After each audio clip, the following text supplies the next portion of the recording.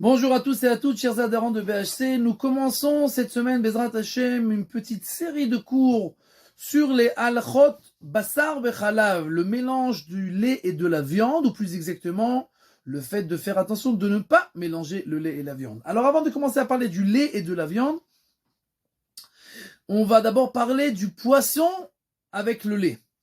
Dans le Shulchan Aruch, on ne voit pas cet interdit apparaître. C'est-à-dire du poisson et du lait, ça veut dire un exemple, c'est manger une pizza au thon. Est-ce qu'on a le droit de manger une pizza au thon, une pizza avec du saumon fumé, etc., etc. Alors, est-ce qu'on a le droit de mélanger en fait non seulement le lait et la viande, ça on n'a pas le droit, mais est-ce qu'on aurait peut-être le droit le lait et le poisson?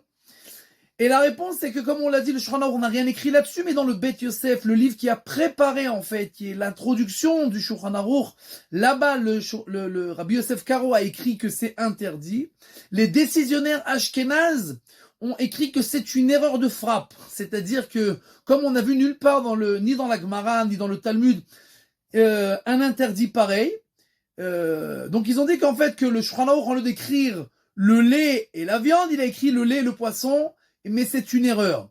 Et donc, en fait, tous les Ashkenazim, en général, ont l'habitude de permettre cette chose-là. Les Sfaradim, ils ont l'habitude d'interdire cette chose-là, puisqu'elle est écrite dans le Bet Yosef, qui est le livre de préparation au Shulchan Aruch, mais ce n'est pas tout à fait exact, puisqu'il y a des Kehilot, comme certains des Kehilot marocaines, et d'autres qui ont l'habitude, oui, de manger du lait avec du poisson.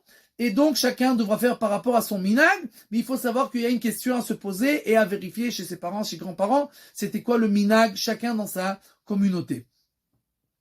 Maintenant, une autre question avant qu'on commence à parler des halachot elles-mêmes. Quelqu'un qui a du mal dans sa parnassa et qui a trouvé du travail que dans un restaurant ou de non cachère, où on cuisine du lait et de la viande en même temps. Alors, dans la Torah, il y a écrit 3 fois qu'on n'a pas le droit de cuire du lait et de la viande ensemble. Et en fait, il y a 3 interdits. C'est pas seulement le fait de manger du lait et de la viande, on n'a pas le droit de cuire. Le fait même de cuire, même si je jette à la poubelle après, on n'a pas le droit de cuire du lait et de la viande. Donc, on n'aura certainement pas le droit de cuire le lait et la viande ensemble, même si ce sont des goïms qui vont le manger.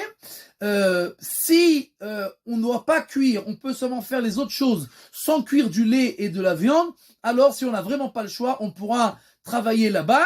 S'il y a un risque que des juifs vont manger dans ce restaurant, alors on n'aura pas le droit du tout de travailler là-bas, parce que bien entendu, on est Messiah, Bidé Ovra Vera, on aide des juifs à faire une grave erreur, et donc on n'aura pas le droit de travailler là-bas. Il n'y a pas le choix.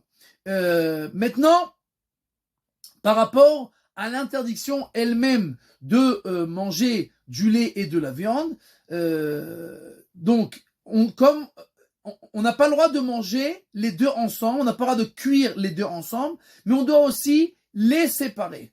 Alors, je vais juste donner une marloquette qui apparaît, et prochainement on parlera des influences de cette marloquette.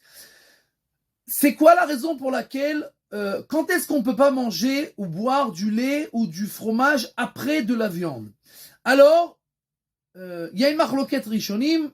Il y en a qui disent que c'est parce qu'on a de la viande qui reste coincée entre les dents.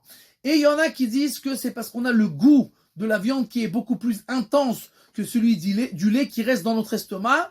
Et donc, en fait, on a toujours ce goût de la viande pendant 6 heures, et donc on ne peut pas boire de lait ou manger des aliments laitages après de la viande. D'accord? Le Shulchan Aruch, il a pris on fait sur nous les deux avis, c'est-à-dire que même si par exemple j'aurais bu seulement un bouillon de poulet, ou alors j'ai rien qui est entre les dents puisqu'il n'y a pas véritablement d'aliments, c'est juste le goût, alors quand même, puisqu'on a le goût dans l'estomac, on n'aura pas le droit de manger de la viande après, et on verra des influences de ces halachot là prochainement. Be'atzlacha et B'te'avon.